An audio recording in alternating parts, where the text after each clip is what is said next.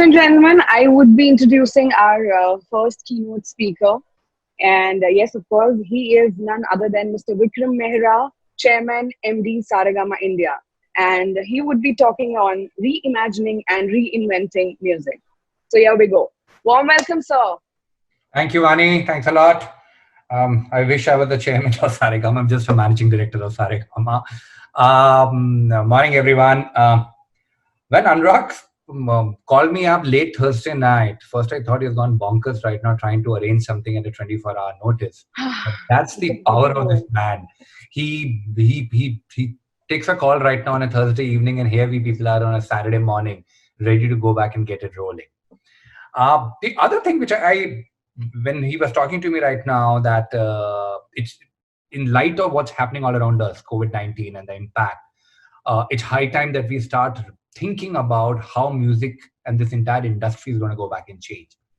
And I wondered, yes, COVID-19 is a once in a century kind of a phenomena.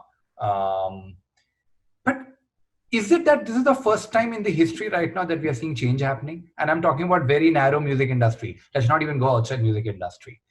When our grandparents for the first time heard recorded music, the first song in the history of India was recorded by HMV at that time, which is my company.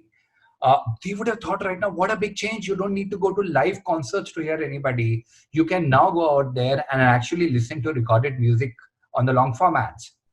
And those big long formats everybody used to carry. And I'm sure my dad would have wondered right now, the biggest change that happened, the day small cassettes were there. So you could carry your music with you and listen to on a Walkman. And by that time, and I belong to that now, about to touch 50, I remember CDs became a very big thing. Cassette was such a big problem at that particular time. And CDs came, and we thought life is going to it's changed completely as far as music is concerned. Suddenly, the digital world came back and hit us. And the Napsters of the world ensured right now that music industry was going to dogs. And there was so much of piracy. And I'm sure almost everybody thought that this kind of thing has never happened before right now, and it's going to completely change the industry. And just imagine what the digital did. Today, the same digital has given rise to streaming platforms. And we all are saying, wow, they came as a huge savior for us. Why am I telling you all this? Just to tell you this, that every time and every generation we think what we are seeing, that kind of a change has never happened before. I think we are wrong. Every generation has seen its own set of changes and would have been taken aback. The speed of change may have changed. That I'm agreeing with you. Earlier changes used to come maybe in block of 20, 30, 40 years. Now changes happen every few years. But the fact that changes are happening and we need to adapt has been a universal requirement right now. It was there for our forefathers, and I'm sure it will continue for our grandkids. Music. Now, what does change mean as far as music is concerned right now? Remember, like in any, let's talk about basic music is nothing different right now. All industries function right now on a simple part. There is a buyer and there is a seller. Whether I'm doing vegetables or I'm doing aeroplanes or I'm doing nuclear technology or I'm doing music, there is a buyer or a consumer or a listener. There is a seller, which is a creator, a label, or a platform. We need to find right now that this entire thing is streamlined for us to adapt to any change and to ensure maximum amount of value is getting created and then uniformly distributed. Often what happens right now, we people start believing right now that we know better than what each of the individual stakeholders may be knowing. And we start outguessing these guys, and that's where dramatic issues start happening. What I'm going to talk today are two aspects of it right now. One is on the consumer side and other is on the seller side. So let's start on the consumer side. From the consumer side, there are two aspects which are important right now. Thing number one, what does he want to listen to or she wants to listen to? Taste in music are changing in a dramatic fashion. But the kind of music which may have worked in 50s was not working in 70s, and a very different kind of music is working today. There was a time when only Bollywood was working. Suddenly now there are a lot of non-Bollywood also working. There was Hindi dominating. There are other languages dominating. In the bigger towns, English language is dominating. So yes, there are cultural issues right now which ensure that the consumer taste keeps on changing. And we need to get in sync with that. There's lots I can talk about it, but there are better speakers than me right now planned who can talk about the changing taste of people. I'll talk about the second part. which is how does consumer consume, what he consumes, and how he consumes. And this how part is an extremely important part, which somehow I feel right now a lot of time we people ignore. We assume right now as content creators or custodians that this is somebody else's problem. But I think we need to understand it deeply. We need to understand with the changing behavior. Consumer is someone like you and me. He eats, sleeps, drinks, goes to office, has a social life. In midst of all that, how does music fit in? And as socially we are changing, maybe the way music fits in is also changing. And I'll let me illustrate it with the example of my own company and the product which has been reasonably successful for Carvaan. I remember right now around 2015, that's the time I joined the company. And I was wondering right now, I'm a huge Kishore and Radi Burman and Lata Didi and Asha Tai's fan. And I was wondering, why are people not consuming enough of this music? What has changed suddenly? And we went out, and our music was available on every digital platform at that time. You name the platforms of that time, we were there. But we were not seeing too much of consumption of music happening. We went out to people, and this is a study we did with 23 cities. As a music label, we could have been happy right now saying ours is retro music. Nobody wants to listen to retro. That's what everybody was telling me. Platforms were telling me. Some of the big industry consultants were telling me retro is gone. Nobody wants to listen to retro any longer. We could have taken it that way, but we decided let's go back and talk to the consumer himself. Why outguess the consumer? So we met people in 23 different cities, realized that the people who really relate to a Kishore song were people above the age of 35, because they were in the generation who had grown up to a Amitabh Bachchan movie or a Rishi Kapoor movie or a Rajesh Khanna movie. We asked them, why are you not consuming? And suddenly we heard an altogether different response. People told us that you Saregama people are to be blamed for going out there and hiding the national treasure of this great retro music. And we were taken aback that when we are putting up the music, you're not listening, and then you're accusing us that the music is not being put out with us. It was a conflict. Logically, it was making no sense. We started digging deeper and realized that the older age group was not consuming our music on the digital platforms at all. We started getting into some of the most the psycho part of it right now to do a full psychoanalysis as to why not. You know what came out right now very, very clear out here is, as we grow older, and I am seeing change right now in my life. A lot of you kids are going to see the same change. When you are younger, you want to control life. You want to control every aspect of life. You want to know what's going to happen the next hour. When you're traveling, you don't want to be surprised. Everything needs to get planned right now properly. Same thing about music. You want to control which song you're going to hear next. When you're hearing a song, you want to know anything and everything about that song right now, the history of that song. You want to go through the lyrics. You want to know who wrote the lyrics. But as you grow older, you stop wanting to control life because you get tired controlling life and life starts controlling you. So suddenly people start seeking convenience over control. Now, what is the music label doing talking about convenience and control right now? We're in the business of just creating music out here. And that's where the ball drops. At the end of the day, you're going to reach the consumer. Unless you understand the life of the consumer, you cannot go back and find a way in which you can put your music in front of her or him. You can, all the time and energy of us gets divided deciding which singer the song is going to work and which lyrics is going to work, which is very, very important. But we need to also spend time as artists, as labels, as platforms to find out how consumer behavior is changing. And consumers said above the age of 35, 40, we don't want the hassle of going through these apps. We find it very, very difficult. We need to wait for our kids to come out and help us out. And I'm not talking about just for Bombay, Delhi crowd. Yeah, Bombay, Delhi may be more savvy. But the moment you go to a Jodhpur or a Jabalpur or a Kanpur or Lucknow and Bhilwara, you're going to realize right now that the fear of technology starts creeping in as you grow older and you want convenience. And what is Carvaan? Carvaan is nothing but a product right now which has 5,000 songs pre-embedded in it so that people can turn the knob and the song starts. There was a lady in Kanpur who gave this statement right now, and I was part of that focus group discussion, where she said कि हमारा ज़माना बहुत अच्छा था, सुबह उठ जाते थे, वो विविध भारती लगा देते थे, पूरे दिन गाने बजते थे, मैं उसी के साथ खाना बनाती थी, बच्चे उसी के साथ पढ़ते थे, और ये जब ऑफिस से आते थे चाय उसी के साथ पीते थे. जब 8:30 बजे दूरदर्शन शुरू होता था, तब हमारा रेडियो बंद होता था. For me, This is a brand statement of Carvaan. This is the reality many of us have grown up with, and we realize right now that if we put this box in the homes of people and you make it that convenient for people to consume music right now, you can do wonders. At a time when we people are fighting right now for every minute of listening on of music at consumer home, Carvaan is delivering between 6 to 7 hours of daily listening in every home Carvaan is. And Carvaan numbers are not small, it's running into multiple millions right now. At a time when people are struggling right now to go back and get value for subscription out of consumer, Karma is selling at 6,000 rupees. Now, and has Karma got any different music? No. Karma has got the same Kishorda music or Rafi Saab's music right now in it, which is available on YouTube, is available on every streaming app in this country, and is very much pirated. Still, people are ready to go back and pay. Because somewhere as younger kids right now, we start thinking that innovation is about technology. And I have a hugely different point of view right now here. And I fight with everybody who calls innovation is equal to technology. Technology is the means to understand your consumer and maybe deliver what he wants. But the key to innovation is anthropology. You need to understand your consumer better. If you don't know your consumer right now, guys, hard luck.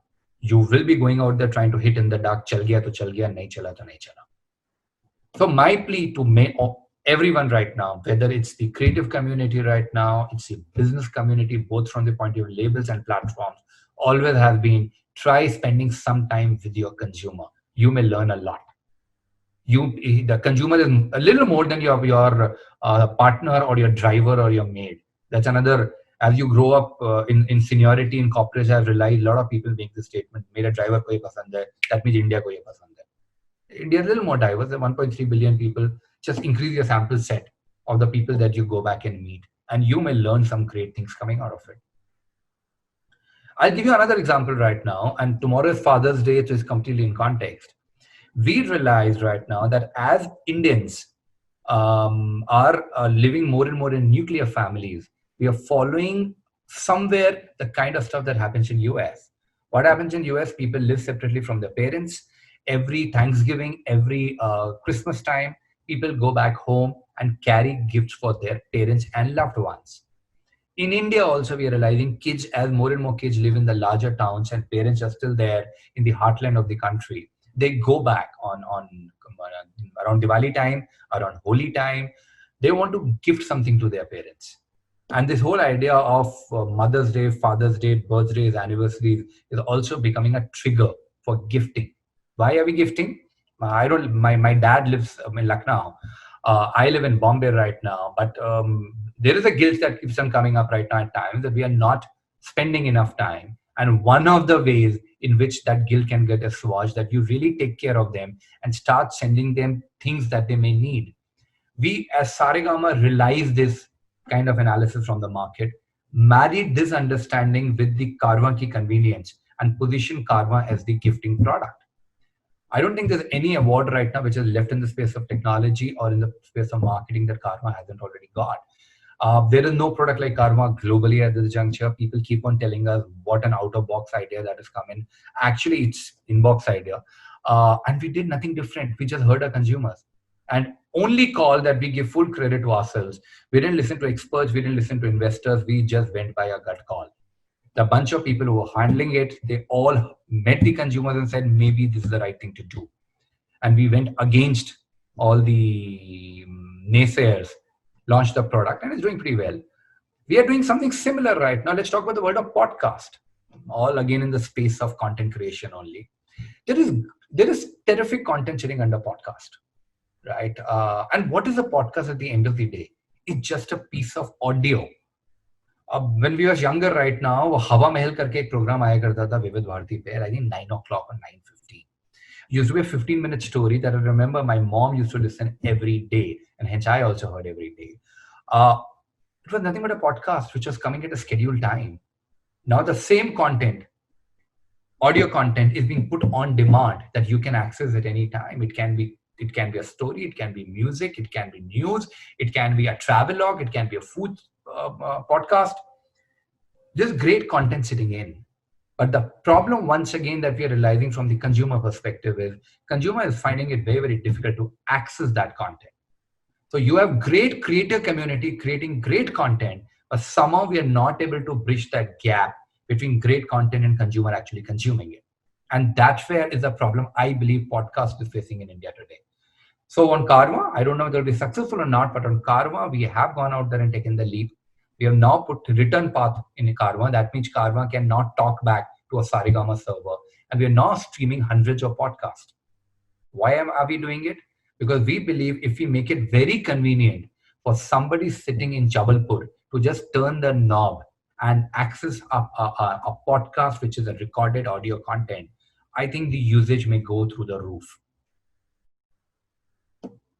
The lesson being right now, creating great content is not enough. You need to ensure that you create great content which consumer likes, and you need to also find a way to get that to the consumer in the most convenient fashion right now and in the most price effective fashion.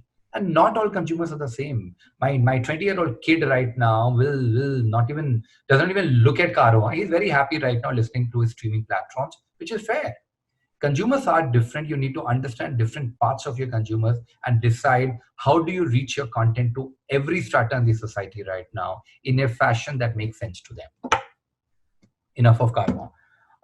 But this is the consumer side. There's another point I want to raise out here right now, which is very important if the industry has to shape up at all times. Is this entire thing that I spoke in the beginning right now, music industry, like all industries, needs a buyer and a seller. We have spoken about buyer to some extent right now. Let's talk about seller. Many of you guys may already know, but let me just refresh it. How does the value move right now in this industry? And let's talk about Bollywood music, which is the biggest. That by Bollywood music, I mean film music, which is the largest segment of music in this country today. A creator, which will be a lyricist, a composer, and a singer, create a song for a film producer. And there is value getting exchanged between a film producer and the creative community. A film producer takes that song, picturizes that song right now on Bollywood film actors, and sells that audio, video, right, and the music right of that to a music label. The music label retains the IP and licenses that music to various platforms. And the platforms take that content to the consumer. So there's the people who create, people who go back and put it in the films, people who go back and invest and buy that content out, and then they license it to platforms, and platforms finally take it to the consumer. Now this is a chain which is moving right now. It's extremely important for a vibrant industry that the chain is in sync in terms of the revenue or the value that's getting created. If the business interest of different people in this chain start looking in different directions, then there's a problem that keeps on happening. And that's what I believe right now may be happening even today. So how does the value move right now? The artist, who is creating, which is lyricist, composer, and singer, when they create song right now for the producer, they may have a fixed fee, they may have a variable fee. It all depends right now. I'm not the best judge. But there is a value which is getting, producer reimburses the artist for the music they are creating. Producer sells the audio, video, and the audio of the song sells across to the music labels. What does music label do right now? Music label pays multiple crores, and these are all double-digit crore numbers right now, to the film producer upfront. And then after in a life of next 10, 20, 30 years, once they have recovered the money that they paid to the producer upfront, after that they start paying a royalty to the film producer in perpetuity. So the first transfer was maybe a flat fee transfer right now between artist and producer. Between producer and music label right now, there is a advance, and after the advance gets recovered, there's a royalty to be paid to the film producer for the music in perpetuity. The label goes out there, gives the music right now to, say, a streaming platform. Streaming platform starts paying them right now a variable fee, which a fee that is paid right now every time a singer is listening, a consumer is listening to a song. And streaming platforms also end up giving some kind of minimum guarantees to the label. So consumer hears a song. Every time he hears a song right now on a streaming platform pays the label along with the minimum guarantee which has been assured. Whatever money labels makes out of it, it first recovers the cost that it had paid to the film producer. After that cost is recovered, label in turn is paying to the film producer a percentage royalty of the money. This is how the chain is moving in. And it's important right now that everybody is in sync. If the revenue is getting generated from the consumer, then the entire chain keeps on moving very, very nicely. If consumer decides not to pay, that's where the problem starts happening. And that's what is happening in our industry today. You have majority of the platforms which are running right now are not getting enough subscription revenue.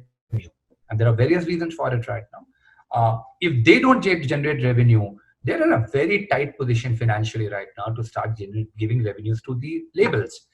But if labels don't generate revenue right now, labels are paid massive amount of advances to the film producer. So the money will not start flowing out. We need to ensure at all times right now that everything needs to be done in the industry to convince the consumer to move to the paid model. Now you can ask me suddenly right now that why are platforms not generating enough revenue from the consumer? Yes, consumers, if they're getting it free, why should they pay? You and I all love free stuff. But remember, it's the same consumer who in the 1980s and 1990s right now used to pay $70 or $80 for a cassette or a CD. Man, $80 for that time was difficult. I remember right now the entire pocket money of 2-3 months used to go out right now just to buy one cassette or a CD out.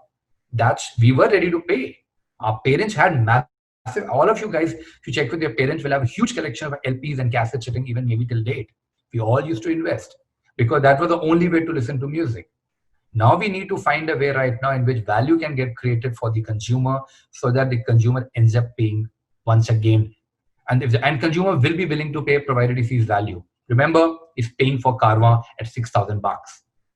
So if we get value right now for the consumer pays. If consumer pays, platform make money. If platforms make money, labels make money. If labels make money, they can go back and invest more and pay more to the producer. If producers make money, artists also makes lots of money. Also, while we are doing this, remember, if we believe right now, of any of platforms, labels, producers, artists, that we can be cheeky and we can go back and find shortcuts out right now and not pay any other party, sorry, the entire chain is going to go back and crumble. And if you work together right now, there is good value you can create for the consumer and a good value you can create for yourself. I'll give you another example right now. For the longest time, there were debates happening out there between the artist community and the labels right now on the front of how publishing royalties are going to be managed. Everybody came together right now under the leadership of Javed Saab. And today, IPRS is one of the most successful societies globally. Again, a good example right now that instead of fighting with each other, if everybody joins hands and recognizes the value of every party out here, the overall industry grows. And when innovation can happen right now, only if there's a healthy environment where all stakeholders are working with each other right now to ensure maximum value gets created. If all the energy goes out there in just fighting with each other and finding ways right now in which you think you can extract the maximum value and not provide value to the other guys, sorry, nothing is going to happen right now. No innovations are going to come back and happen. On this preachy note right now, guys, remind yourself again and again, you will go back and spend enough time with your consumer. Your consumer is not just your aunt and uncle and friends. Your consumer is sitting out somewhere. Go out there, talk to more consumers as the market opens up and life comes back to normalcy. A lot of you make a resolution, I know, about reading n number of books in a year. I'll also tell you right now, meet n number of customers. From 2005 to 2015, for 10 and a half years, every month, I met 25 consumers at their home, and these used to be the heartland of this country. I haven't achieved much in my life, or whatever little if I know. I think I don't owe it to my degrees. I don't owe it to any of my education. I think I owe to the time I ended up spending with the consumer. Realizing consumer may be very different from you right now. Put yourself in the eyes of the consumer and then decide whether you're making a change in his life, whether you're adding value. And if you can add value, everybody makes money. Thank you.